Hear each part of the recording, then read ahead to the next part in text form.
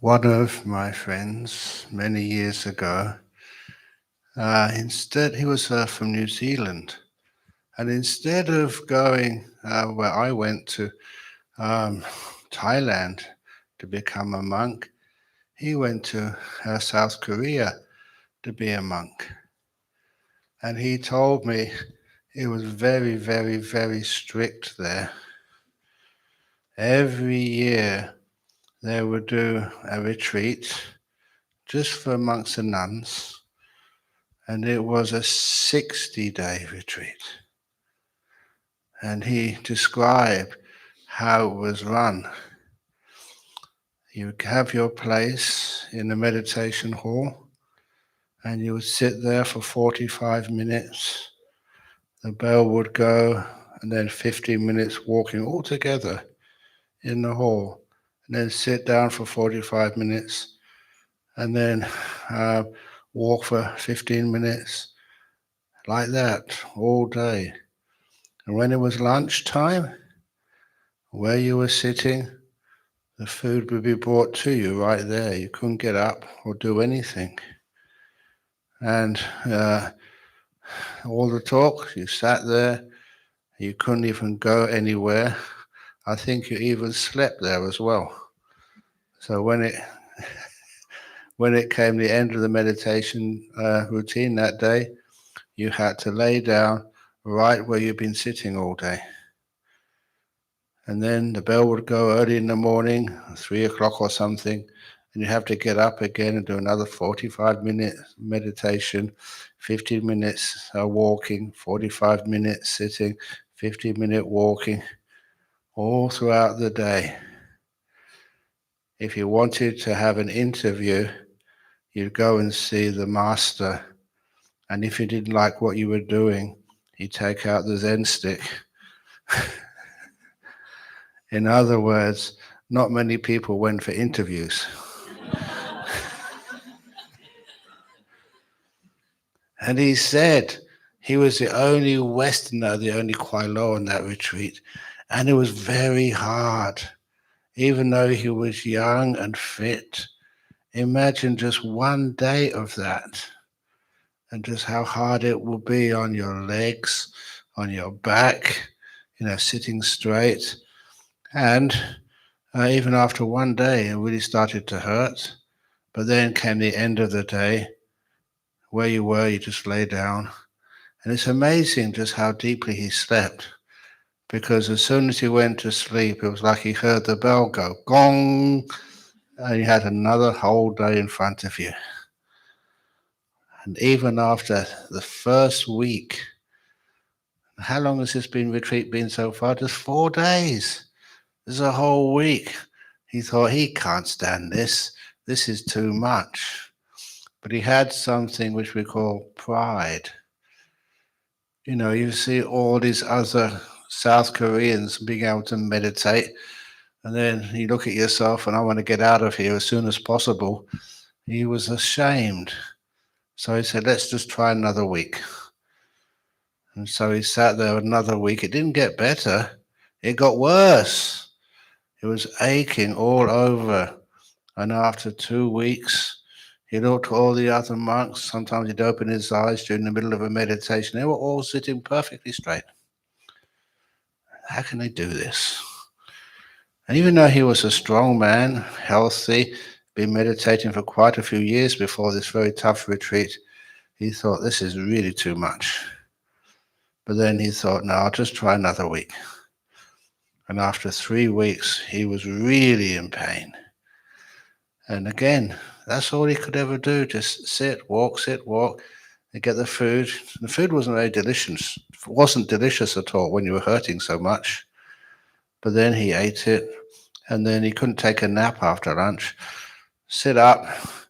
And what really upset him was when he saw some of these monks, when it got time to go to bed in the evening, they just carried on meditating. And he thought that was really rubbing salt into his wounds.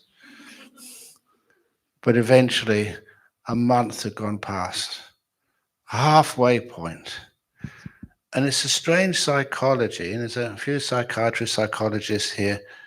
Why is it they think, well, I've done halfway, the rest of the time will be easy now, I'm past the halfway mark. But you always notice that the first half is so much shorter than the second half.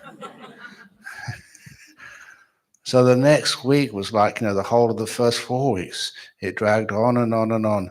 Be done 5 weeks. And he thought, if I run away now, it's like being unfaithful to all the effort and endurance he'd done in those 5 weeks if he just ran away now. So he bore with it. In the 6th week, he thought, I can always sniff the ending now. And also, the ending of these retreats, not like our retreats, at the ending of the retreat, they would always put on a huge feast for everybody. And being South Korea, they'd have hot baths. Gerald, don't say anything.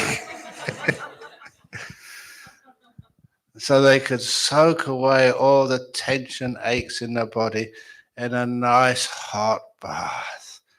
And that's what he was kind of dreaming of after the 6th week. But nevertheless, every day just dragged on so slow. But then eventually he came to the 7th week. He was almost close. But even though you're so close, sometimes it gets so much worse, you really think you're going to run away. You can't take it anymore. But he bore with it. He was a very strong man. It came to 7 weeks and 6 days. The last day, the bell went almost as soon as he lay down. The bell went. That's what it feels like, because you go to sleep straight away and boom. And so he had to start meditating again. And that last day lasted as long as the other 7 weeks and 6 days. He went on and on and on. But eventually you can see how excited he was when he came to the last 45-minute meditation. Only another 45 minutes to endure. And then the hot bath. Even though he liked to eat, the hot bath sounded far more delightful than eating. He could soak his sore and tired limbs, and he deserved it. He put his body through so much on this 8-week retreat. But then, during that 45-minute last meditation, he went so slow. He had his eyes closed. He was sure at least 30 minutes had gone past. And he opened his eyes to peek at the clock. Only 5 minutes. Time seemed to drag incredibly slow. And being an intelligent young man, he thought, I wonder if the batteries of the clock are running out. They need replacing. What would happen if the clock actually stopped? Because it ran out of power. And those terrified him. It was a possibility. And sometimes the clocks, they get stuck or they run out of power. And he thought, this is impossible. And that last 45 minutes lasted for one of those eons when people go to the hell realms and they have to endure their head being cut open with a razor wheel for such a long time. And that's what it felt. But then, gong, the last bell rang. The retreat was over. He'd made it. And no matter how much it hurt before, once he reached the finish line and it was all over, he felt so much joy throughout his whole body. And so he got ready to bow. And that's when the master said, don't bow yet. I have an announcement to make. And the announcement is, many of you monks in your interviews have been telling me how beneficial this retreat has been. And they've asked me, almost begged me, please, can we extend it? So last night I was thinking of that, and I decided the retreat is extended for another 7 days. Go, close your eyes and meditate. This poor New Zealand monk, he was so shocked, devastated. The pain really started hitting. Actually, the pain didn't hit him at all now. He didn't feel any pain.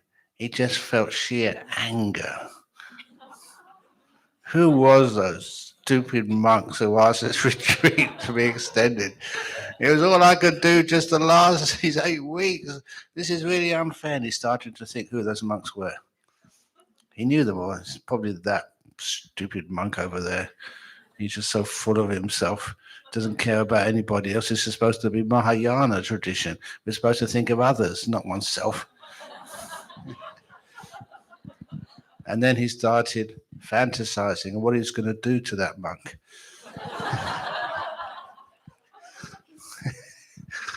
and then the gong went again. He looked at the clock, about 30 minutes had gone past. Like, just 1 minute or 2 minutes. You couldn't believe how fast that 30 minutes went. And the head monk said, retreat over, the hot bars are downstairs, the feast is there, the buffet, eat as much as you like. And this poor New Zealand monk was so confused. Is the retreat over or is the retreat not over? And he started getting angry at the teacher. What's going on? And one of the other kind monks came up to him and said, well, the retreat is over. The head monk does this same thing every year. and this poor New Zealand monk, he often said he learned more in that last half hour than he ever learned in 60 days of meditation. Just expectations. I've had many interesting interviews with you, and some of you have said how wonderful this meditation retreat has been.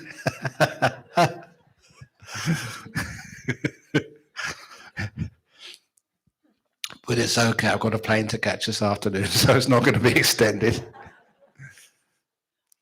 But that's interesting, just how when one is a prisoner of time, one expects something. Even time starts to get distorted. If you're really enjoying yourself, then time really doesn't have any meaning. You're just sitting here having fun. Sometimes people don't understand how I can say that. Having fun on a meditation retreat. I remember that one of those people who I don't know if I mentioned that story about one of the doctors in Sydney. I've mentioned this tale now.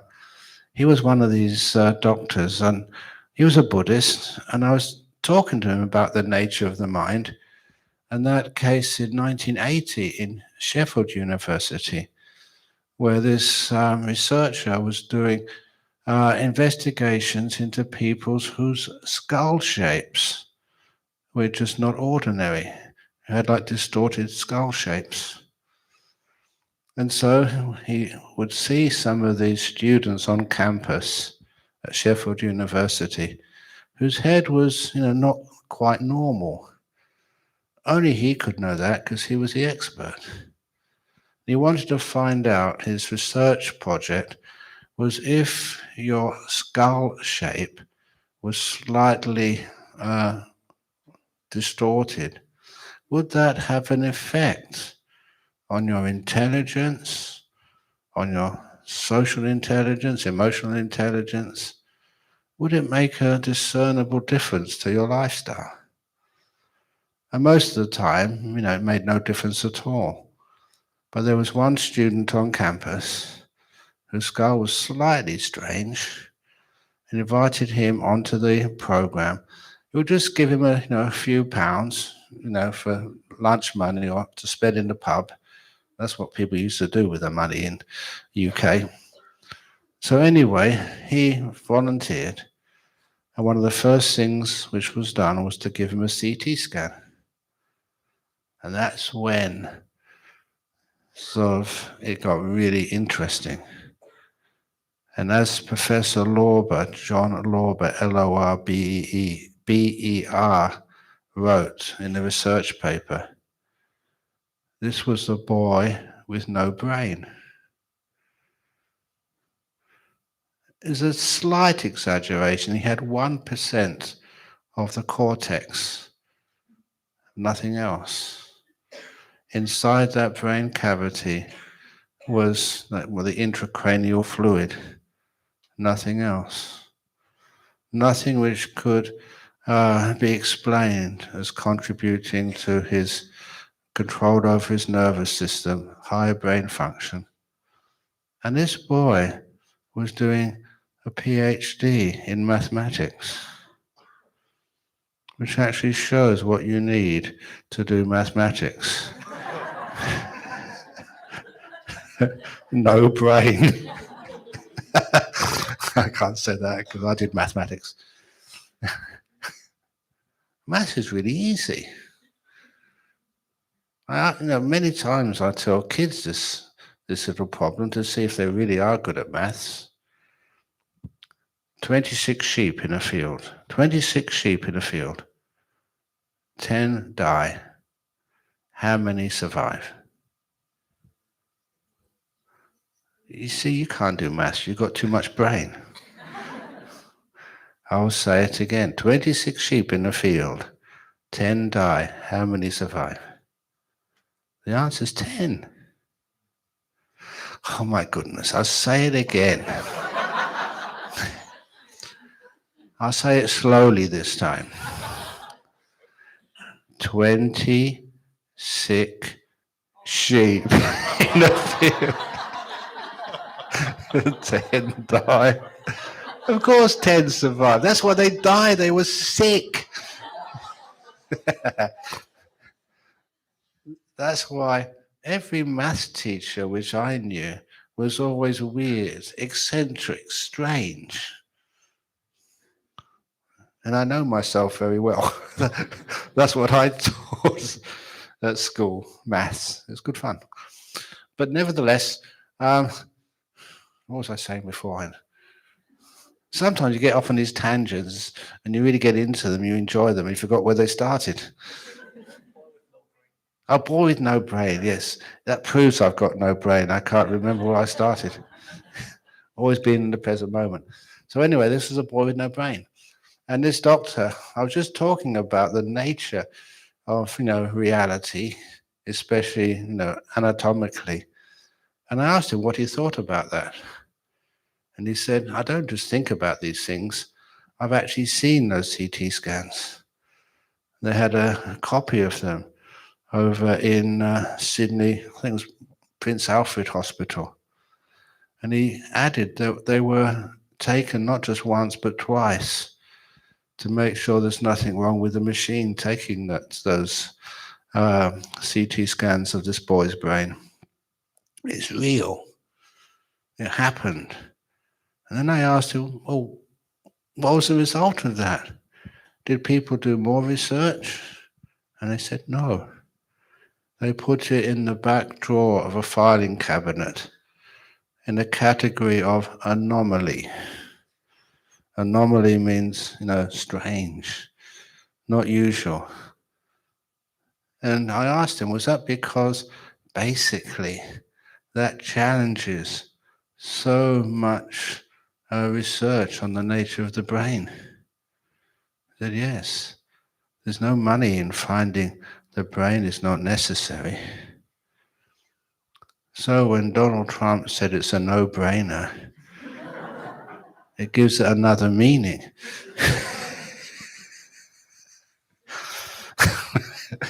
But anyway,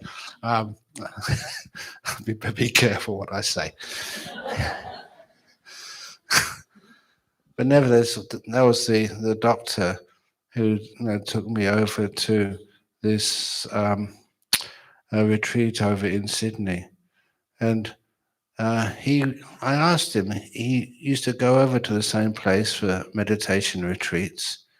And it was him who told me that in those type of retreats, you're supposed to be learning meditation, but more you're learning endurance. He said, they had to sit for a certain length of time and a gong would go and then you had to get up and then the gong would go, then you had to sit down. And he said sometimes the gong went too early. Most times it didn't go early enough. It was hurting. And I think you know what I mean. That sometimes when you're meditating, it's very painful. And because, you have the schedule, you have to try and stick to that schedule.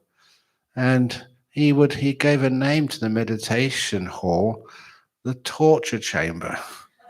That's what he told me, exactly that. So every time he went into that meditation hall, it was like going into the torture chamber. I don't know why people can do things like that. There must be something wrong if it's so painful.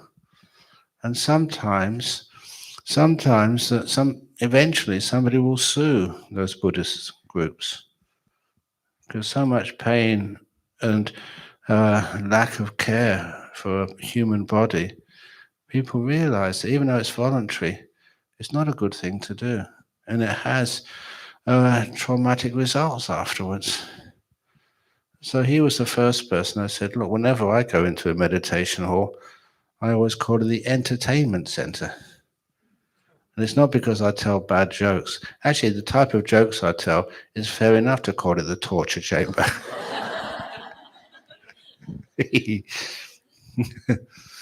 Like that story which my father told me. It actually explains why I tell bad jokes. He came home from work one day and said one of his friends had a motorbike accident. And after the motorbike accident, they took him into the hospital. The National Health Service in the UK is usually really good, but sometimes it makes mistakes. And they had to amputate the leg. It was really badly damaged in the motorbike accident. But you know what happens sometimes? They amputated the wrong leg. It happens. So they had to put him straight back into surgery and amputate the other leg. And as soon as he got out of hospital, he sued the hospital service. Even though he had a good lawyer, he lost his case. He lost. He didn't have a leg to stand on. It's a joke. That's what my father told me. Bad joke, yeah. Very bad joke. But my father was like that. He told terrible jokes all the time. And that's where my brainwashing came from. So if I tell a bad joke, it's not my fault. It's not my fault. It's my father told this silly joke. And I remember giving a talk like that about how brainwashing works. Even just me calling this the entertainment hall or the Club Med. That actually changes your whole attitude, I hope. You tell your friends, I'm going to Club Med for the weekend. And they say, oh, yeah, amazing, well done. You say you're spending the weekend, and it's very hard to find such time in Hong Kong. It's a very busy city. I'm actually going to go to a meditation center for 4 weeks. What do? You sit, you walk, endure pain, have to get up early in the morning, can't go to bed until late in the afternoon, you can't talk. He said, what bad karma did you do to have to endure 4 days? And when you say, no, it's not an endurance test, it's entertainment, real entertainment, on the real internal net inside of you, not depending on anything outside, but depending on just seeing things in a completely different way to have all this amazing peace, freedom, silence, and joy. I don't know how your meditation has been in the last few days, but how many of you have noticed what I said on the first day? Even this carpet here can look so beautiful. Many of you, you look at it and say, oh, it's just an ordinary carpet. It might be soft, but the colors are so boring. There's white, brown, and blue.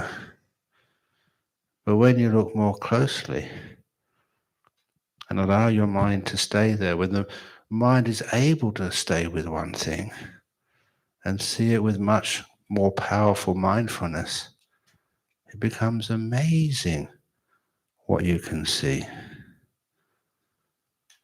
And this actually shows you why we're here.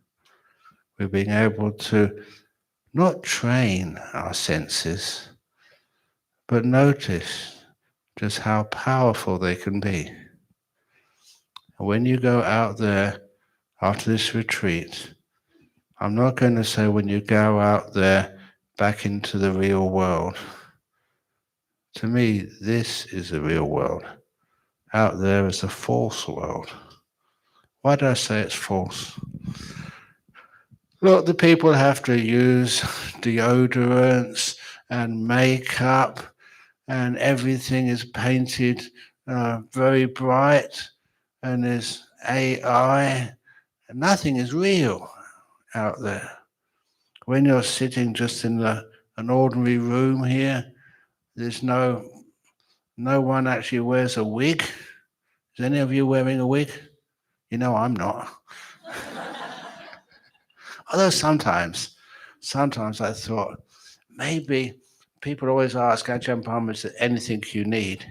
I thought maybe one day they can offer me a wig and a false beard, and then I can come to Hong Kong and no one will recognize me, so I can have some peace. I can go to the airports and no Indonesians would see me and ask to take a photo of me. I don't mind that happening, but sometimes it gets a bit much. I think in the first talk I told a story of going to which place was it? To give a big talk in the Jockey Club auditorium in one of the universities. Poly University, yes. And a lot of people came. Was it 2,000, 1,000, 3,000? Yeah, 2,000 people came. And then they all want to ask their questions and have their books signed.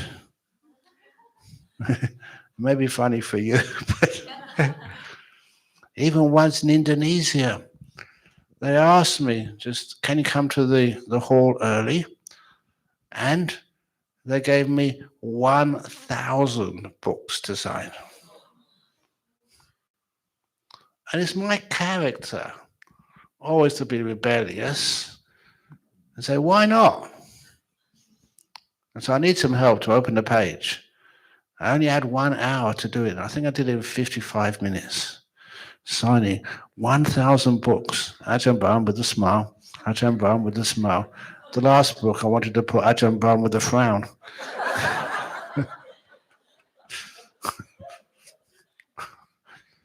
It was just, it's a challenge. And monks don't really get many challenges like that. So, okay. And so I signed all those books. And afterwards, I couldn't lift my hand. They used to call it repetitive strain injury. And it really hurt. I still gave the talk and answered the questions. But then afterwards, I said, I'm not going to be able to sleep tonight. But fortunately, one of the monks with me had learned Thai massage, in Wat Po. I said, give it a try. And I was so grateful afterwards. He did this massage, only about half an hour, on my shoulder. And my arm returned to normal. It was brilliant. So I would always have gratitude for him. But the fact that he was there and it worked, I think that was also some good karma. Those heavenly beings were there to help. But anyway, back from signing so many books, I also had to do this in a poly-U. Is that right, poly-U? Yeah, Polytech. And then on the stage, and then the exit. They didn't have a back door to exit. I had to go because I needed to go to the toilet. And that was the time you walked up the stairs to the back doors there, and everyone kept on stopping me to ask me, "Oh, Ajahn Brahm, look, you don't come to Hong Kong that often. Can I ask you this question? It's very important." And I was always very amenable. So it took me about an hour to get from the stage to the top. And when I got outside the main door, then people again asked me questions. And I just got to the male toilet just so slowly. But when I went into that male toilet, it was like a huge relief. Just like that New Zealand monk, when the bell went 60 days, he'd made it. And I got into the male toilet. And as soon as I got in the male toilet, it was by the wash basins, there was this young man washing his hands. "Oh, Ajahn Brahm, I need to ask you a question on my meditation." And I said, "In the men's toilet, please." But against that, I remember just coming back from United States via Singapore. And in those days, many of the disciples in Singapore were working on Singapore Airlines so they could get inside, in the transit area.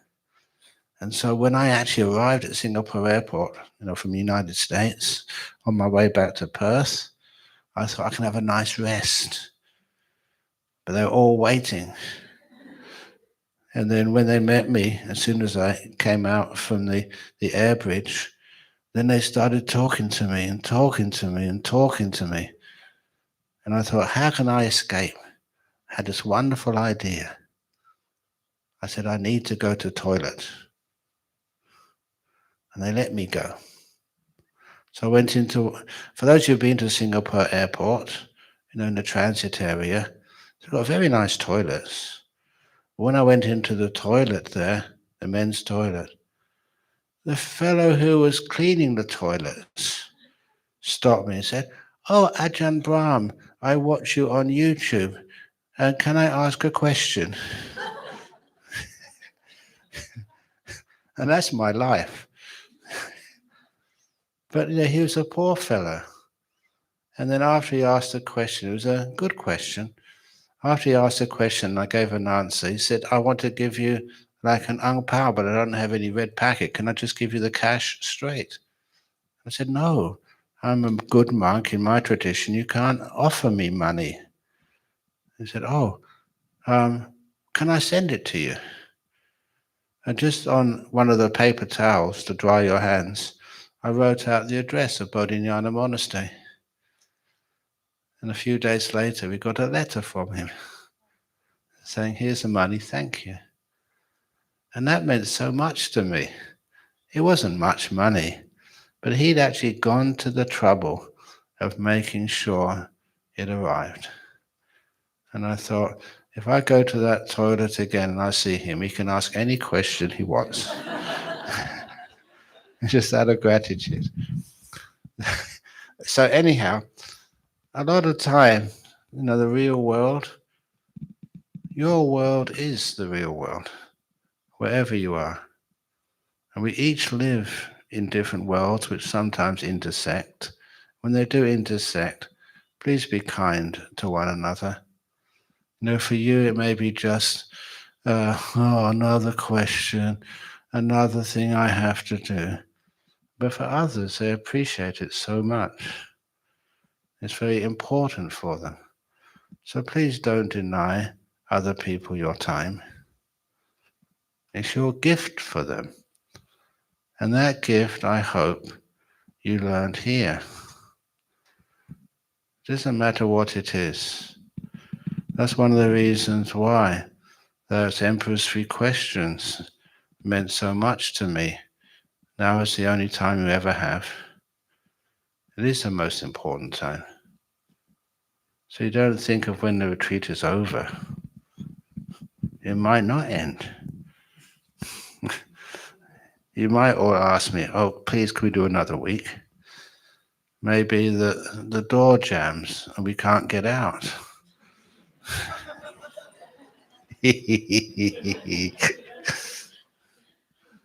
But it is weird.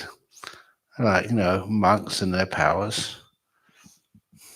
I remember that story. We have a youth group over in Perth. And the youth group, they usually meet on a Saturday. And after, meditating, discussing Dhamma, maybe getting a bit of talk from one of the monks, then when it's a nice weather, they go to the beach or have dinner together. They, associate together. One of the troubles with Buddhist groups is sometimes they just go there to listen to Dhamma and then they walk out again. There's no like aftercare, like people meeting one another, associating with one another. To be able to associate with a really good, wise, kind, moral friend is an enormous blessing. And that's one of the reasons I encourage young people to come to that youth group. They can meet other young people who were really good influences for them. So anyway, they were going to the beach, about 6 or 7 of them. They had a nice car, but all their stuff was in the boot of the car, and they couldn't open it. For some reason, the lock wouldn't work. It was jammed. And they'd been trying for about 45 minutes when I walked past. And so, Ajahn Brahm, I'm sure you could open the boot of the car. Come on, use your loving kindness. And zap, the boot of the car open. And the lady who asked me, Indonesian, was Veronica. You remember Veronica? She's very famous for this and other stories. And she asked me, and I said, I will open the boot of the car if you promise to become a bhikkhuni, a nun. Without thinking, she said, yeah, of course, yes. And that was an important part of it. She never ever thought I could open that boot. And I put the key in, did some loving kindness, turned the lock, and it opened straight away. She was so disappointed.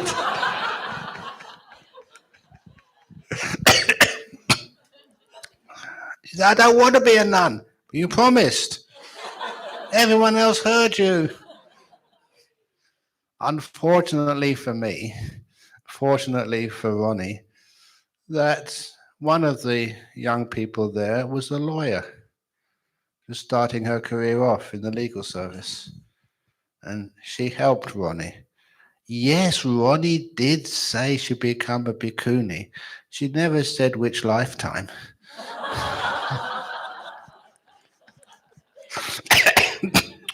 I missed out. But nevertheless, it was a nice, funny experience. And it's the only way you can do that if it's like some kindness for a really good purpose. So anyway, this is when that real world outside does weird things, especially when monks are around. And so, is this real? Are you imagining this? Or what's actually happening? It's just the power of kindness and goodness. And you can't use that. I can't use that power to lock that door to keep you away from where you need to be after this retreat is finished. You can't do that. But nevertheless, if it's something useful, helpful, then maybe. That's one of the reasons I told that story yesterday about an ex-king of Thailand helping an American become a monk, even though it was many years after that king's death. These things actually happen. That is the real world. The real world of confidence, goodness, kindness, peace, And once we realize that, you can find that when anybody gets angry, that's not the real world. They're making it into a very negative world. I know that we had many COVID epidemics, but we've always had these anger epidemics.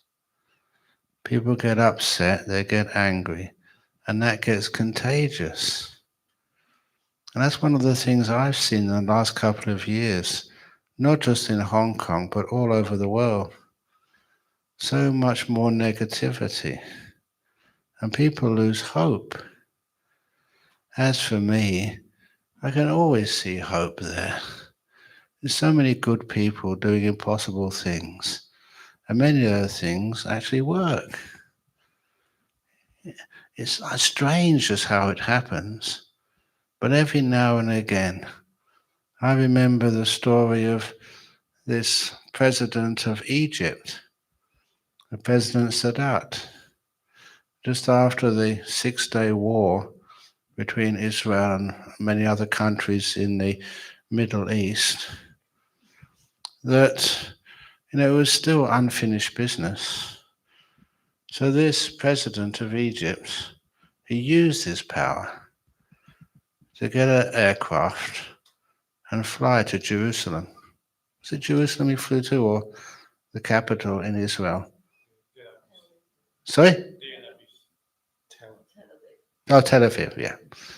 So I'd be hopeless in the real world. I'd say, let's go to Jerusalem. I said, there's no airport there. Don't worry, have faith.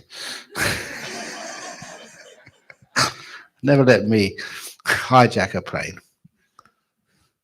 That's one of the reasons also. I always think that when you actually go through the customs checks and the immigration checks, or the whatever you're carrying checks in the airport, they should always ask what your name is. And if your name is Jack, you should never be allowed to go on an aircraft. Because if a friend sees you, they'll say, "Hi, Jack," and they'll evacuate the plane. Thank you for laughing at my silly jokes. But he just did that without any announcement, not organizing it diplomatically. He just went. And just that gesture, I thought was absolutely beautiful, courageous. He knew in his own heart that was correct. So actually to try and get some peace in that Middle East. I think he got a Nobel Peace Prize for it afterwards. Anyway, he should have done. He also got assassinated later on. But I always thought it would be worth sacrificing your life for a gesture of peace like that. So good on him. But nevertheless, that gesture was kind of much more than you'd ever expect. He was making the world real, sacrificing his life for that. Beautiful thing to do. Of course, it was only a little bit, but it did something for a while. And nevertheless, that real world outside you're going back to, what type of world is it? Even over in Singapore, there was a couple of very, very wealthy people, and we organized a little conference about a talk about how to bring Buddhism into the workplace. You're soon going to go back to work. And I know how to bring Buddhism into the workplace. This is my workplace, and I brought Buddhism into this for the last 4 days. But how do you bring Buddhism into the workplace? And this fellow, he was the head of Changi Airport, and they were just building Terminal 4. He was opening it the next day after this conference. And so he was saying that people always feel that the workplace should change. He said, if you want it to change, how about making a resolution when you go to work tomorrow morning, on Monday, that you will make more happiness in your workplace. At least you will go there and smile at people. That's one of the reasons why After meditation, I've asked you to smile at me. It shouldn't be too hard to smile at Ajahn Brahm. I haven't hurt you. You shouldn't be seeking revenge from me. You haven't got it in for me, even though some of my jokes deserve infamy. But nevertheless, why do people find it hard to smile at one another? These days, they won't misconstrue it. They won't think, oh, that she must like me, or he must like me. But I'm a man. Is he gay? They would never do things like that. Just a smile, a gentle happiness smile. Because a lot of times people feel the kindness which is behind that smile, not the wanting something. And what that does is brings a little bit of happiness and joy into that office. One of the members over in Perth, her co-worker, they're at the same level in this, I think, government organization. Her co-worker got the promotion and she didn't. And she said, I don't know why her co-worker got promoted and she didn't. I said, because you've got more better karma. You're so lucky. You don't have to work so hard as she does. Because when you get promoted, you get more money. You get more money when you're promoted. But you have to work much harder, have more responsibility. So if you have in a competition, who's going to get promoted? Say, let her get promoted. You get promoted. Go on, go on, go on. I like an easy life. But you don't make as much money. But it doesn't matter. Honestly, even if you get a raise in your money, is it ever enough? Doesn't matter how much money you get, it's never enough. You could always do with some more. That's why when people win the lotto, it's so well known. Anyone who wins a lottery prize, a few $1 million or something, they always buy another ticket next week. What on earth are they doing that for? Haven't they got enough? Oh, we can always use some more. So because of that, let the other people get the promotion. You don't have to struggle so hard. But anyway, this lady, she was jealous. And once her friend, they were so close together when they were co-workers, but when she got promoted and was her boss, the relationship changed. And so she asked me, this worker who didn't get promoted, that we were such good friends together, but now she hardly talks to me. And how can we change that? So I told her, look, you were co-workers together. In the morning, what type of coffee does she like? She said, no, she likes a latte or something. Well, it's not against the rules to give your boss a latte. So go to the coffee shop, you know what she likes. And without telling her, without asking her, just get a latte for her and give it to her. With a nice smile. And that's what she did. And she always thanked me for that because that changed the whole relationship. Even though this lady was her boss, she behaved more like her friend from that time on. Oh, thank you so much. They missed hanging out together, even though this was a boss and a junior. Kindness is always the ingredient which makes life so much more happy and peaceful. Even caring as a doctor, a nurse. What do you call them? They're carers. They're not curers. Carers. That always reminds me also of that daughter. She went overseas. A gap year. Do you do gap years in Hong Kong? Anyway, they did a gap year. Went off to, I think, Africa and to help out very, very poor areas. And when she came back, she told her parents at the last minute she'd met somebody, she met a nice boy, and they were married. And so her her father and mother were there at the airport to meet her. And when she came out from the immigration and customs, she saw the lovely daughter And walking with her, holding hands, was this African guy, with just a loincloth on and beads and things stuck through his nose. And he said, "Daddy, this is my husband. He's a doctor of traditional medicine." And the father took the daughter aside and said, "Darling, I asked you to marry a rich doctor, not." "Oh, I misheard you, Daddy. I thought you said witch doctor."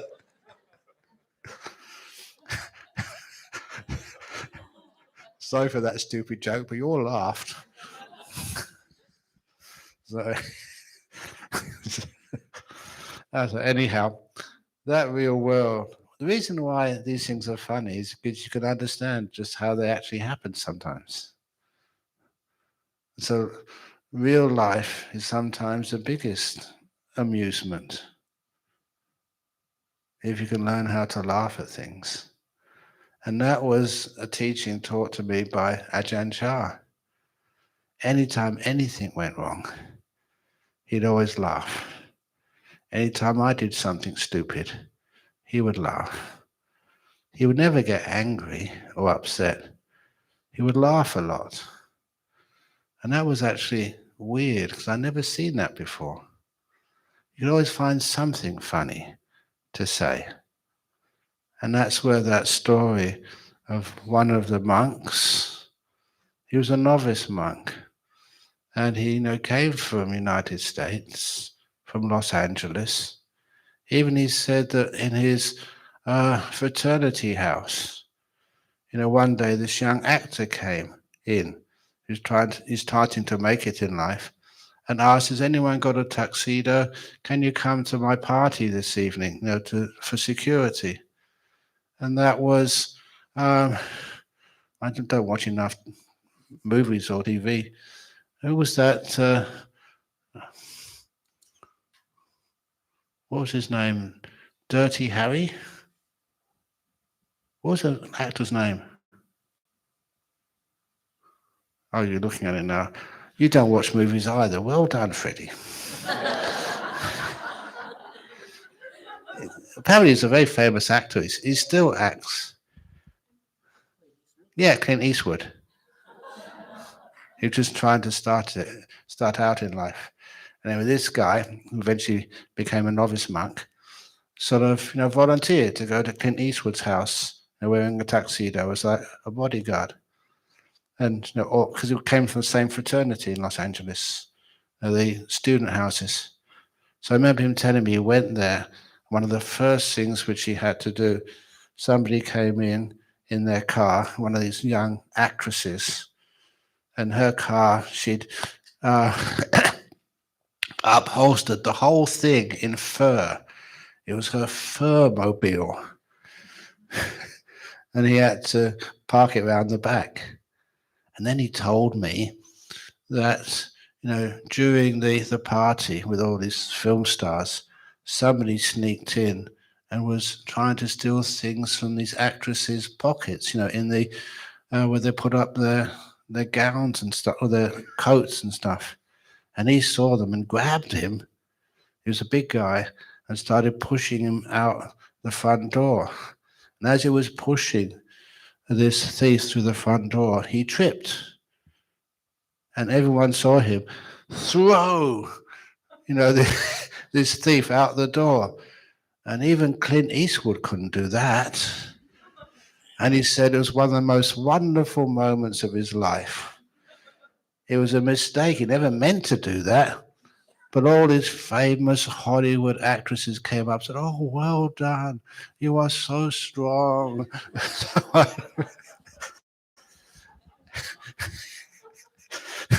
And he spent half an hour telling the monks this.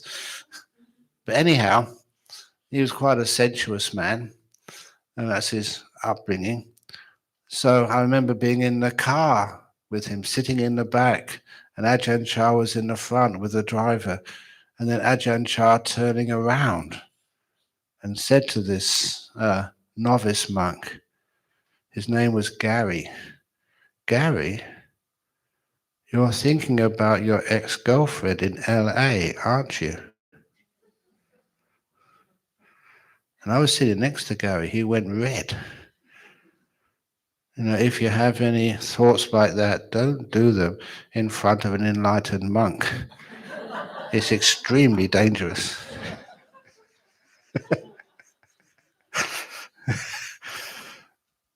And then Ajahn Chah, he admitted it. He said, "Yes, I was sorry." And he went sort of red. And then Ajahn Chah said, "Oh, we can help." Ajahn Chah was a very compassionate monk, but some of his solutions were totally idiosyncratic. These days we call it emotional intelligence. It works. So he said, "Look, next time you write to her in LA, ask her to send something personal of hers for you. So whenever you miss her, you can take it out to remember her. It makes you feel better." And I remember people used to do that. They used to, some of her perfume, a lock of her hair, a piece of her dress or something with her scent on. And he thought, I never realized senior time monks were so kind and so sensitive. But he also said, is that allowable? I'm a novice monk now. I said, oh yeah, it's allowable. I remember him nodding, oh yeah, it's allowable. And the way he nodded his head, I realized he was up to something. It's really. Anyway, Ajahn Chah said, ask her to send you a little bottle about that big, and ask her to put some of her feces in it. You can't get more personal than that. And whenever you miss your girlfriend back in LA, open the top out.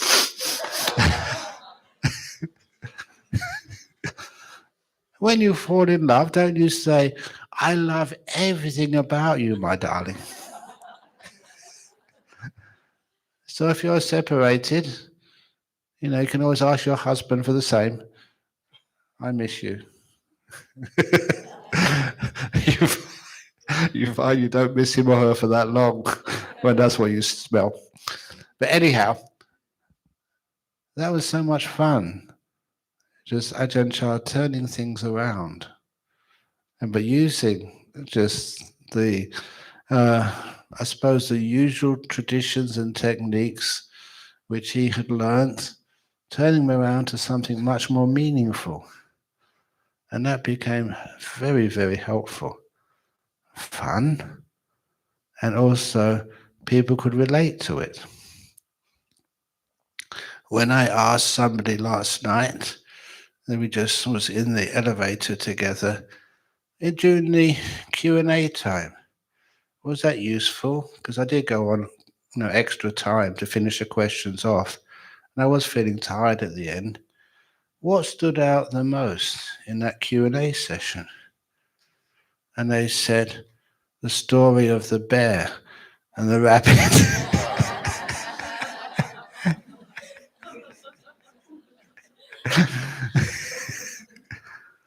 And so thank you for giving me feedback. That's why I tell these funny stories. And you think, oh, they're just so ordinary. But you remember them, and there's messages in there. Never think that because you're a bear, that you're smarter than these small things like a rabbit. The rabbit may be smaller, but was smarter. So the real world can teach you that again and again and again. And don't want stupid things. They always come back to bite you and to hit you in the end. That's one of the reasons why when you're peaceful and kind, you become wise. You become this great asset to the office in which you work. One of these ladies who came on one of my retreats in Perth, she was an executive from Sydney. And so, I told her to rest first of all. But, she was a good meditator. She got peaceful, she got joyful, as people do when they meditate and they follow the instructions. You don't have to tell me how you got on. I can tell which one of you had some peace, some joy, even small amounts, and some of you big amounts. I don't give out certificates at the end of a retreat. Okay, it's not quite 10 yet. This is not just a joke, this is actually a true story. There was this old lady in Sri Lanka, and she really sacrificed everything for her kids. And her kids did very well, and so they always wanted to look after their mother. And the only thing which her mother enjoyed was like the Dharma, going to temples, offering things. And so one day they invited her, to Colombo, where they live. And you may appreciate this if you've invited your mother somewhere. After a while, you get a bit bored. They don't like to do the same things you like to do. How can I look after my mum? And there was another retreat going on in Colombo at the time for 2 weeks. A 2 week retreat, not just meditation, but like classes as well. So you could actually learn some of the theory of Buddhism as well as meditating. It was run by lay people. And at the end of the retreat, the teachers would meet together and like assess you, to see how far you've come. So they asked their mother, "Do you want to go on this retreat?" She said, "Oh, yeah, I'll go." So they paid for it, arranged everything. And after 60 days, the teachers came to her and said to her, "You've done really, really well. Now, all the teachers here, we had a discussion about you, and you qualify as a stream winner." And they had a little certificate which they gave her, a stream winning certificate. So that it wasn't just her saying this, these teachers were confirming it. And as soon as they gave her the stream winning certificate, she got very upset and angry. "Why are you getting angry? Being a stream winner is a wonderful achievement. Never again will you go to any lower realms. You're destined to become enlightened within the next..."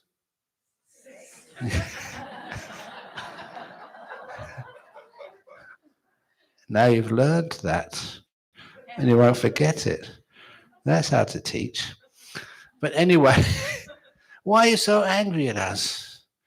And she looked at them and said, "You don't remember me, do you?" No. "You don't remember, do you?" "No. I came here about 4 years ago, and you gave me a non-returner certificate. You've demoted me."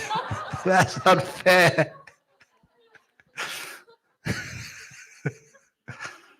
And that place closed down a few months later. You can't give certificates. Not even in university. How many, they do, how many really successful people dropped out of university? Albert Einstein, Steve Jobs, who else? Michael Dell. Who else? Oh, Bill Gates, yeah. So if you have a son and he drops out of university, please let him become a billionaire by tradition.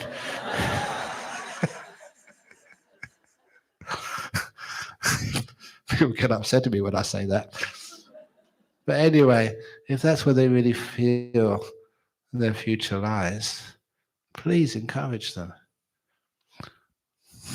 Oh, I can't miss out great stories. One of the people over in Perth, their son was never doing well at school, always playing video games. Have you got a child like that? You're very lucky. Because they said, "No, you got to do your homework. You got to do well at school." And he was bored at doing that. So instead, he invented his own computer game, which made a few million. And his mother said, "Oh, you don't need to go to university, son." Sometimes there's so many ways that people have success in life, not just one way. So a lot of times when you encourage your child rather than try and constrain him, it's amazing what can happen sometimes. Imagine there were universities in the time of the Buddha, and his father would say, "No, don't go and try and become enlightened. And learn how to be a king instead. You get much more power as a king." But Siddhartha Gautama didn't listen to his dad, ran away in the middle of the night. So if any of your children run away in the middle of the night, okay, I think I better stop there. I've gone past 5 past 10 now. Thank you for listening. Sadhu, sadhu, sadhu. So what do you remember from that talk? Which joke stood out? This is the real world. Adding fun and joy to whatever you have to do in this world. Even if especially if you do palliative care, if you're a counselor, what do people, who are dying want? Mostly happiness. They're going to rest in peace. So it gives them some happiness to go with them before they go. Okay. Please turn the microphone off after this story. Otherwise, I'll think of another one. There's a Tibetan nun over in Perth. She was Western, but in the Tibetan tradition. And so she was dying of cancer. So I went to go and see her. And then eventually I got this telephone call from her. She said, "Can you come now? I think I'm going to die within 24 hours. Every time somebody has said that, it's always true. No, she was dead by the following morning. So of course I went to go and see her. It was about an hour and a half trip from Bodhinyana Monastery to this hospice where she was staying. And this hospice was being run. The nurse in charge was a Catholic, this old Catholic woman who was like the Australian version of Margaret Thatcher. Because as soon as I got there, "Who do you want to see?" And I told the name. I don't know why she didn't get it straight. "Well, look, I'm a monk. She's the only nun in this hospice." And she said, "I'm sorry, but you cannot see her." And I said, "Why?" "She's given explicit, firm decision. She doesn't not want to see any visitors." I said, "But I've come such a long way, an hour and a half from the south. I don't care where you've come from. We must respect our client's wishes. She doesn't want any visitors. But she just rang me an hour and a quarter ago. That's why I've come." And she got really angry at me. She glared. And I said, "I'm not intimidated." So she said, "Come with me." So I followed her. And on the door of this Tibetan Buddhist nun's room, there was a big sign: "Absolutely no visitors." And she signed it underneath. And this nurse, this matron, looked at me, glaring, "See?" And she expected me to go away. But then I looked at it myself. And you can't exaggerate these stories. On the bottom, like in small print, "Except for Ajahn Brahm." And I could not resist it. I looked at her and said, "See?"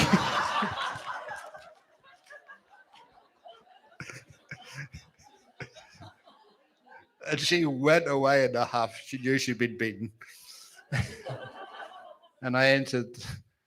And then, of course, I asked her, why did you put that sign up there? So this is very good for someone who's going to be a counselor in palliative care. She said, because all the other people who come into this room are all so serious and sad. They're the ones who start crying. They make me cry.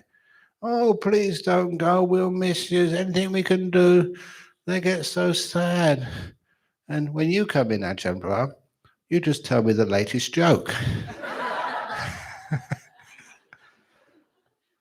And she said, I found out afterwards, when the people are really sick, all the professionals talk about the sickness.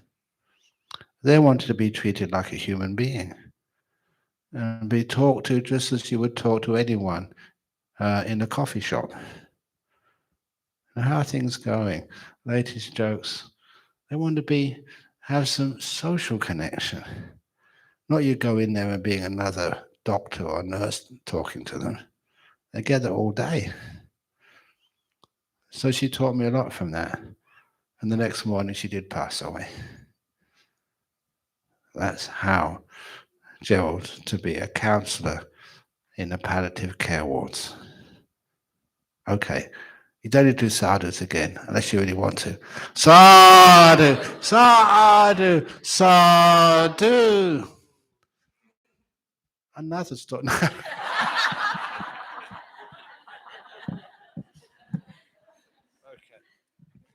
Going on a retreat is much more fun than the real world. Okay. Anything to say?